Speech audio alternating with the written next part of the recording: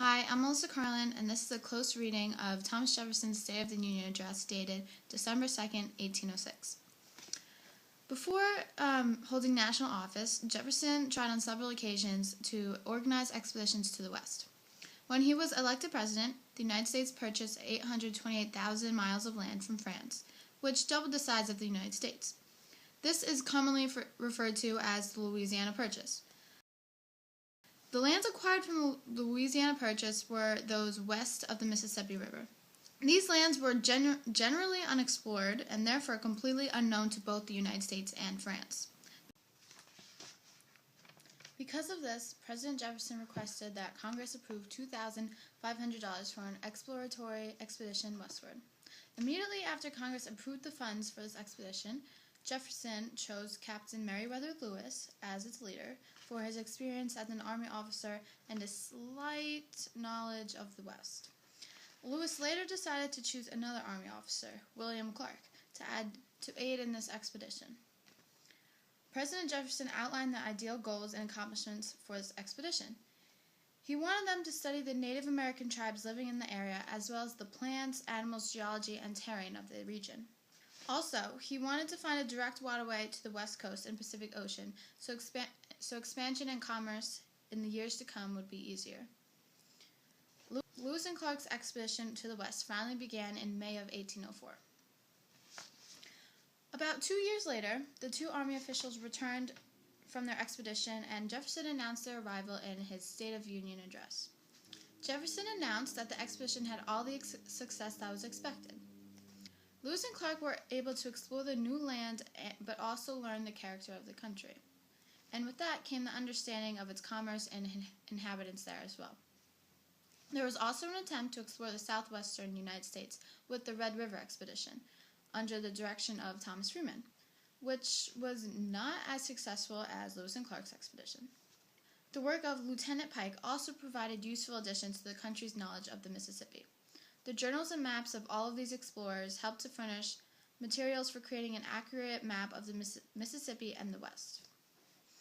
On a different note, the prohibition of the slave trade, which prohibited the importation of slaves into any port or place within the jurisdiction of the United States, became a common topic of discussion.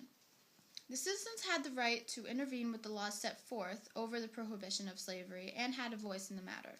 The message regarding the cruelty of slavery began to be clear in the eyes of many.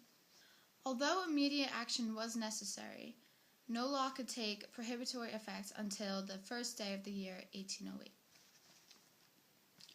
The funds and the accumulation of money in the Treasury was a crucial topic discussed due to the immense debt the country still was in. However, the receipts at the Treasury had amounted to nearly $15 million. As a result, the government was able to pay $2.7 million off of the American claims on the Louisiana Purchase. The payments and reimbursements of the funded debt extinguished upward $23 million of the money that had previously been borrowed. The duties composing the Mediterranean Fund, which was meant as a protest against loose expenditure, would be terminated by the end of the present session. Now, the question brought up was whether or not to end the impost on salt, which was necessary in everyday life, and momentarily stop the Mediterranean Fund, or keep the tax on salt and go forward with the fund. Regardless of either decision, the country still made a favorable amount of revenue that goes beyond the amount of debt that was owed. Obviously, the most desirable situation for the country was to be able to spend or save their income the way they wanted to, without any complications. If the state of peace the country was at continued, there would be no need for war expenses. So the new question that came up was, what other objects should be bought or provided with the surplus of money? The majority of the items paid for by the impost were foreign luxuries, which could only be purchased by those rich enough to afford the use of them. Therefore, the point to create public education, roads, rivers, canals, and other such objects of public improvement was suggested. These new channels of communication would help the lines of separation to disappear, so their interests would be identified and their union cemented into new and indissoluble ties. Education was finally thought of as a public care rather than a privilege for the wealthier families. Although there was discussion over what could be accomplished with all the recent income, an amendment to the Constitution with consent of the states would be necessary, since the ideas recommended were not among those enumerated in the Constitution. The construction of a national education system, as long as Congress approved the proposition, will be created through donations of land or whatever needed to produce the necessary income. This national education program used money that was specifically for the program and nothing else. Therefore, the foundation was independent of war, meaning it had entirely separate funds. Jefferson concludes this dispatch with how the citizens' duty was to act upon things as they were and to make a reasonable provision for whatever they may have been.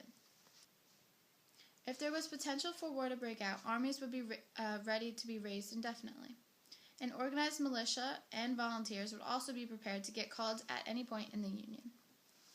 The Army's resources were reserved for what could take place rather than been exhausted on potential dangers which never actually happened.